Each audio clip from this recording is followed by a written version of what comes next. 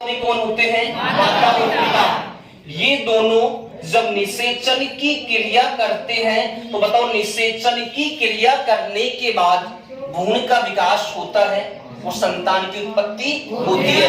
बताओ भाई किसकी उत्पत्ति होती है? संतान की। बताओ भाई किसकी? संतान की।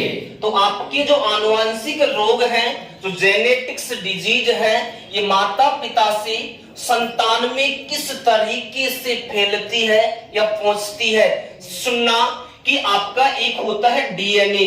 बताओ भाई क्या होता है? डीएनए, जिसको हम आगे पढ़ने वाले हैं। इस डीएनए का एक छोटा सा खंड होता है जिसका नाम क्या है? जीन। बताओ भाई नाम क्या है? जीन। तो इस जीन की सहायता से, चलो बताओ किसकी सहायता से? जीन की सहायता से आनुवंशिक रोग इस माता पिता से किस में पहुंचते हैं? संतान में। बताओ भाई किस में पहुंचते हैं? संतान में। बताओ बात क्लियर हुई क्या?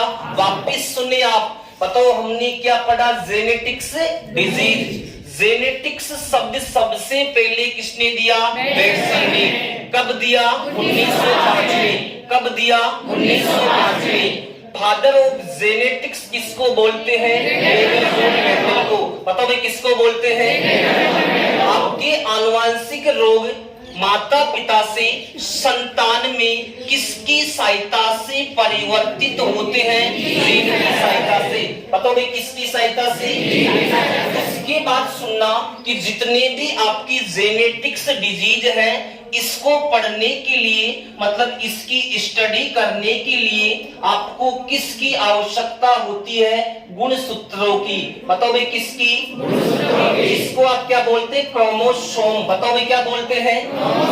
जितनी भी आपकी जेनेटिक्स डिजीज है, इसकी स्टडी करने के लिए आपको बताओ क्या कंपलसरी होता है? गुणसूत्र, जिसको आप क्या बोलते हैं? क्रोमोसोम। चलो बताओ क्या बोलते हैं? क्रोमोसोम। अब सुनना भाई कि आपके जो गुणसूत्र होते हैं, ये मनुष्य में कितने होते हैं संख्या में? 46। बताओ भाई कितने? 46। बताओ भाई कितने? 46। लेकिन कई बार आपसे क्वेश्चन ये पूछा जाता है कि इस 46 को हम क्या बोलते हैं? 23 जोड़ी।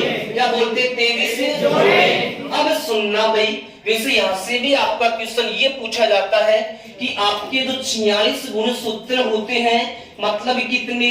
23 जोड़ी। मतलब कितने? 23 जोड़ी। इनको भी हम दो पार्ट्स में डिवाइड करते हैं। चलो बताओ कितने पार्ट्स में? दो पार्ट्स में डिवाइड करते हैं। अब सुनना भाई कौन कौन से हैं? एक साइड तो होता है 22 जोड़ी गुणसूत्र। बताओ भाई कितने जोड़ी? 22 जोड़ी। चलो बताओ कितने जोड़ी? 22 जोड़ी। तो 22 जोड़ी में संख्या में कितने होंगे? 22 दूना 22 दूना 44। कितने गुणसूत्र? 44 गुणसूत्र। बताओ भाई कितने? 44 गुणसूत्र। आपके जो 44 गुणसूत्र होते हैं ना, इनको हम क्या बोलते हैं? कायिक गुणसूत्र। बताओ भाई क्या बोलते हैं? एक और आपसे क्वेश्चन पूछा जाता है यहाँ से कि बताओ इनको हम क्या भी बोलते हैं? दैहिक गुणसूत्र। बताओ भाई क्या भी बोलते हैं? बताओ 22 जोड़ी मीन्स 44 गुणसूत्रों को हम क्या बोलते हैं? कायिक गुणसूत्र या क्या बोलते हैं? दैहिक गुणसूत्र। उसके बाद आपके कितने बच जाते हैं? एक जोड़ी गुणसूत्र। बताओ भाई कितने? मीन्स संख्या में कितने? दो। संख्या में कितने? दो। इनको आप बोलते हैं लैंगिक गुणसूत्र। बताओ भाई क्या बोलते हैं? लैंगिक गुणसूत्र। लेकिन सुनना आपसे यहाँ से भी कई बार क्वेश्चन ये पूछा जाता है कि आपका जो एक जोड़ी मीन्स जो लैंगिक गुणसूत्र होते हैं, इसमें यदि आपका पुरुष है, यदि नर है, तो इसमें तो कौन से होते हैं गुणसूत्र? XY। बताओ भाई कौन से? XY। लेकिन यदि आपकी मादा है तो बताओ भाई कौन से?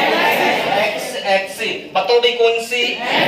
लेकिन कई बार आपसे एग्जाम्स में पूछा हुआ क्वेश्चन है कि एक बच्ची का जो जन्म होता है, वह जन्म किसके गुणसूत्रों पे डिपेंड करता है? बताओ भाई।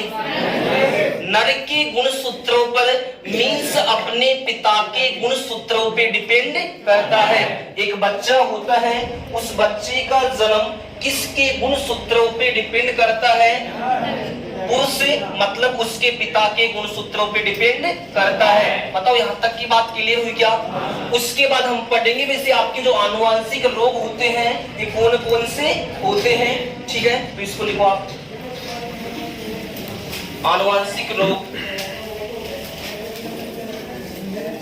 आनुवांशिक रोग ब्रैकेट में लिखना genetics disease, genetics disease, genetics disease. आपको डेस लगाते हुए लिखना है और डेस में आपके क्वेश्चन अवेलेबल होंगे, ठीक है? तो सबसे पहले लिखो जेनेटिक्स शब्द सबसे पहले, जेनेटिक्स शब्द सबसे पहले 1905 में, जेनेटिक्स शब्द सबसे पहले 1905 में बेटसन ने दिया, बेटसन ने दिया। जेनेटिक्स शब्द सबसे पहले 1905 में बेटसन ने दिया। उसके बाद अगला लिखना डेस, ग्रेगर जोन मेंडल को, ग्रेगर जोन मेंडल को आनुवांशिकता, ग्रेगर जोन मेंडल को आनुवांशिकता के पिता कहते हैं। ग्रेगर जोन मेंडल को आनुवांशिकता